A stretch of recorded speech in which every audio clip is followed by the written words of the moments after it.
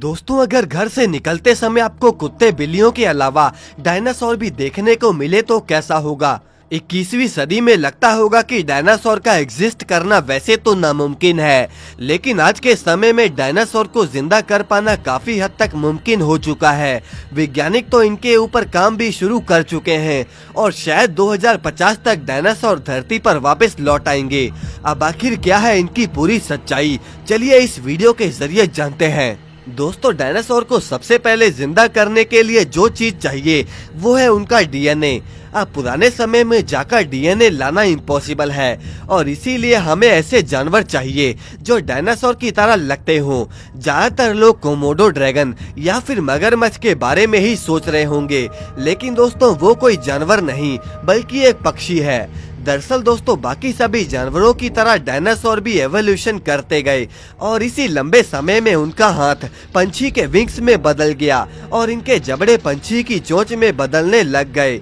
अब अगर आपको विश्वास नहीं हो रहा तो आप आज के समय के पेलिकन पंछी की चोंच को ही देख लीजिए, जो कि पहले के समय के पेट्रोसोरस डायनासोर की तरह दिखती है और साथ ही में ऑस्ट्रिच पक्षी का शरीर काफी हद तक वेलोसिरैप्टर जैसा है।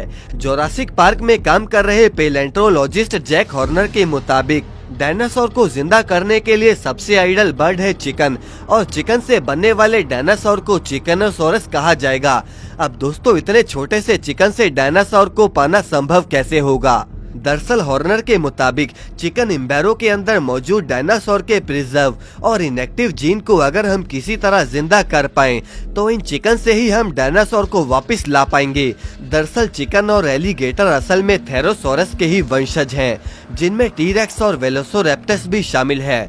अब चिकन को इन डायनासोर में कन्वर्ट करने के लिए 3 जेनेटिकल प्रॉब्लम को सॉल्व करना होगा, जिनमें पहली प्रॉब्लम है लंबी पूंछ, दूसरी प्रॉब्लम है बिना चोंच वाला मुंह जिनमें दांत होने चाहिए और विंग्स के बदले हाथ, उंगली और नाखून।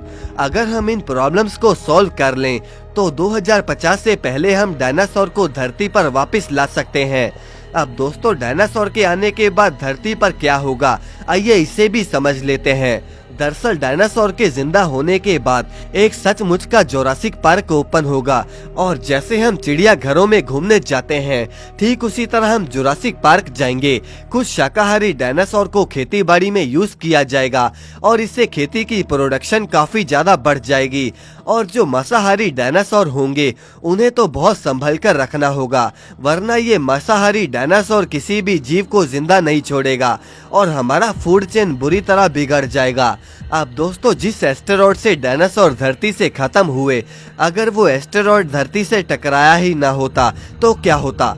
दरअसल आप में से ज्यादातर लोग सोच रहे होंगे कि वो आज भी डायनासोर जिंदा होते, लेकिन दोस्तों अगर एस्टेरॉयड ना भी गिरता तो भी वो प्राकृतिक आपदाओं से नहीं बच पाते और अगर वो इससे भी बच जाते तब भी उन्हें प्रजाति के जानवरों के आगे खत्म होना ही था और वो जानवर है इंसान। दरअसल हम इंसानों के साइज से हमें छोटे समझने की गलती ना ही करना, क्योंकि हमारे पूर्वज अगर मैमोथ जैसे बड़े जानवरों का शिकार कर सकते हैं तो डायनासोर का शिकार करना भी उनके लिए कोई बड़ी बात नहीं होगी।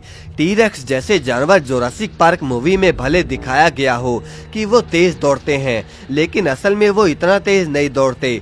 उनकी स्पीड तकरीबन 20 किलोमीटर पर आवर की होती थी, जबकि उसैन बोल्ट की स्पीड 44 किलोमीटर पर आवर की है और इसका मतलब कि अगर हम इसकी आधी स्पीड से भी दौड़ पाए तो भी हम टीरेक्स जैसे जानवर से तो आसानी से बच जाते। और इस तरह कहा जा सकता है कि अगर डायनासोर एस्टेरॉयड से बच जाते फिर भी वो भूखमरी के कारण मारे जाते या फिर एवोल्यूशन के चलते उनके आकार छोटे होते जाते। और दोस्तों, यही सेम चीज इंसानों के साथ भी हुई है, क्योंकि पहले के इंसान काफी ज्यादा विशालकाय थे और आज वो छोटे होते चले जा रहे हैं। दोस्तों, वैसे आपकी इस पर क्या राय है, कमेंट करके हमें जरूर बताएं और इस वीडियो को लाइक करके चैनल को सब्सक्राइब जरूर कर लें।